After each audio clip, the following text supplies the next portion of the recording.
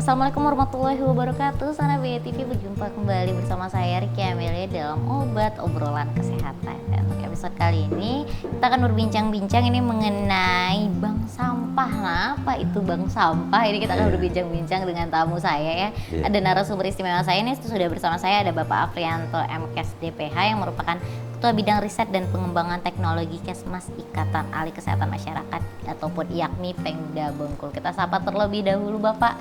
Assalamualaikum. Waalaikumsalam warahmatullahi wabarakatuh. Iya, apa kabar Pak hari ini? Sehat, sehat. Sehat ya Pak ya, dan semoga juga Sana BTV selalu diberikan kesehatan juga tentunya.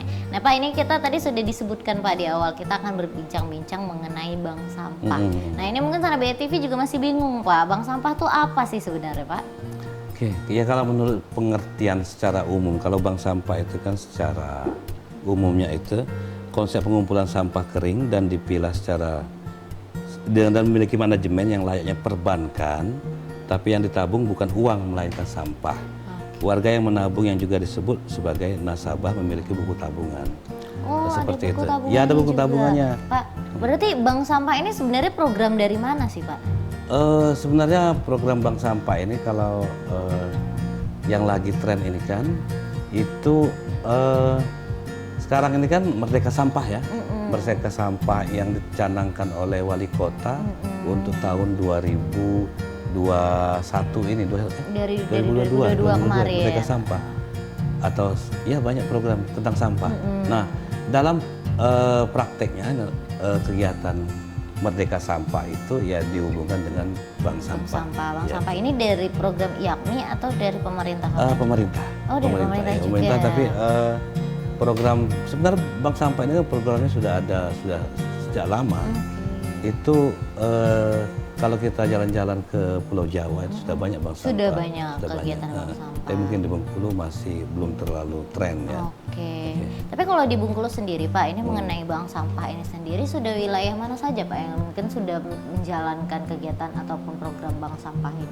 Ya kalau kita lihat cek online itu sekitar 26 bank sampah di Provinsi Bengkulu. Tapi kalau di kota sekitar 5. Oh, di kota sekitar 5. Tapi yang banyak yang lagi apa?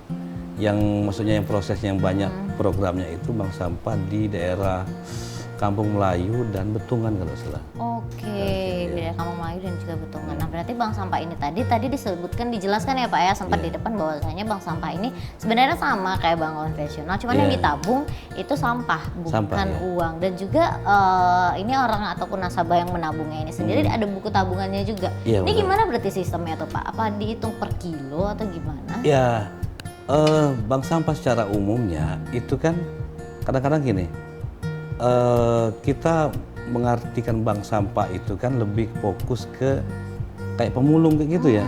Tapi sebenarnya tidak. Sebenarnya di bank sampah itu tidak ada pemungutan sampah. Sampah itu sebenarnya sudah dipilah di tingkat rumah tangga. Ya, tingkat rumah tangga sudah memilahnya dan tadi mereka bisa membuat komposter, nanti kompos tersebut bisa dijual oleh kelompok bank sampah, itu bisa dijual dalam bentuk kiloan, juga bisa dikembangkan dengan beternak cacing. Ya kalau kompos itu kan kisaran harganya, ya kalau kompos untuk per 10 kilo untuk tanaman itu kan harganya bisa mencapai 20.000 kalau nggak salah saya. Gitu. Kalau cacing kan sekitar 50.000 per kilo. Oh iya, ini berarti bisa menjadi solusi juga ya Pak ya untuk pengelolaan sampah agar mungkin lingkungan jadi lebih sehat dan bersih gitu. Nah ini salah satunya tuh ada bank sampah. Pak, berarti tadi untuk kategori sampahnya Pak yang bisa dimasukkan ke bank sampah ini ada kategori khusus tidak? Sampah yang bisa menghasilkan secara ekonomi kan. Jadi kalau sampah yang paling penting itu sampah organik. Organik itu ya dengan proses pengomposan komposter dengan menggunakan E4 dalam waktu 2 minggu dia bisa menjadi kompos dan selanjutnya bisa dijual kembali dalam bentuk pupuk ya, pupuk untuk tanaman dan sebagainya. Nah, tapi sebenarnya yang mengelola itu kelompok bank sampahnya. Jadi bank sampahnya pihak rumah tangga itu tinggal menerima saja. Maksudnya kan nanti kan mungkin kalau harga jualnya sekitar misalkan kita anggap 15.000 per kilo, Jadi mungkin di tingkat rumah tangganya bank sampah memberikan nilai 10.000 karena 5.000 untuk keuntungan Oh mereka. iya, berarti memang yang diserahkan ke bank sampah ini tuh benar-benar dalam bentuk sampah basahnya ya Pak ya, yang dikasih sampah organiknya yang diberikan? Atau Sebenarnya pengelolaannya memang dari rumah tangganya? pengelolaan dari rumah tangga. Jadi Oke. si kelompok bank sampah itu menyiapkan kontainer sistem kayak gentong-gentong itu yang jadi sampahnya. Nah, yang sudah jadi sepupu? Bukan, pihak rumah tangga memasukkan sesuai dengan kontainer tersebut. Oh iya, sampah iya, basah berarti di sampah- sini, iya, berarti. sampah kering di sini. Jadi manajemen mereka itu yang mengatur untuk proses pemupukan, penjadian kompos dan sebagainya itu pihak bank sampah. Iya. Benar-benar. Nah, jadi ini bisa jadi solusi nih untuk Sana BTV. Jadi mungkin di rumah nih alangkah lebih baiknya lagi biar lebih gampang ya Pak ya, dari rumah tuh memang sudah dikategorikan nih sampah basah yang mana, Iya. sampah plastik yang mana gitu. Nanti untuk di bank sampahnya ini nanti tinggal diserahkan saja gitu ya Pak ya. Iya. Dan nanti tinggal pihak bank sampah yang mengelola. Iya. Gitu. Nah ini baik sekali nih untuk pengelolaan sampah agar tidak ada lagi sampah-sampah yang menumpuk ataupun sampah-sampah rumah tangga yang berserakan di lingkungan setempat ya Pak Iya, ya. benar. Gitu banyak sekali sebenarnya. Kategori-kategorinya itu cuman sampah organik saja atau sampah-sampah plastik gitu juga diterima Pak? Ya sebenarnya kan sebenarnya ini bisa dilakukan oleh warga yang malas membayar iuran sampah. Sebenarnya kan kalau iuran sampah itu kan pada umumnya di Kota Bengkulu itu kan dipungut 25.000 per rumah tangga.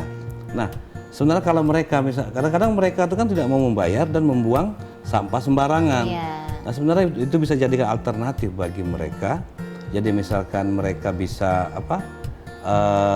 membuang atau memilah sampah sendiri di dalam media atau tong atau drum atau sebagainya yang ditetapkan oleh bank sampah. Ya tentunya kan nanti kan yang untuk proses pembuatan pupuk dan sebagainya itu pihak bank sampah yang mempunyai teknologinya. Nah nanti ya kalau komposter itu hitungannya 2 minggu ke depan jadi pupuk, itu bisa dijual. Jadi semua sampah nih diterima sebenarnya Pak Diterima. ya? Sampah, bukan hanya sampah organik tapi non organik Non-organik juga, ya. Gitu. Nanti ada pembukuannya. Pembukuan mungkin ya kalau secara sederhana itu ditempel di dinding rumah warga. Iya. Nanti kan dikategorikan misalkan hari Senin tanggal sekian jumlah sampahnya 20 kilo misalnya, pupuknya sekian, duitnya sekian. Bisa diambil per bulan. Oh, bisa sebenarnya. diambil uangnya. Bisa diambil per bulan kalau konsep bank sampah tersebut. Tapi ya kadang-kadang kan memang pelaksanaannya kan kadang-kadang agak beda. Beda ya. Baik, nanti kita akan bahas lagi nih lebih lanjut bagaimana pengelolaan sampah yang ada program bank sampahnya ini. Mungkin nanti akan lebih jelas dan detail lagi Sana BTV. Tapi kita rehat sejenak ya Sana BTV, jangan kemana-mana, tetap di obrolan kesehatan.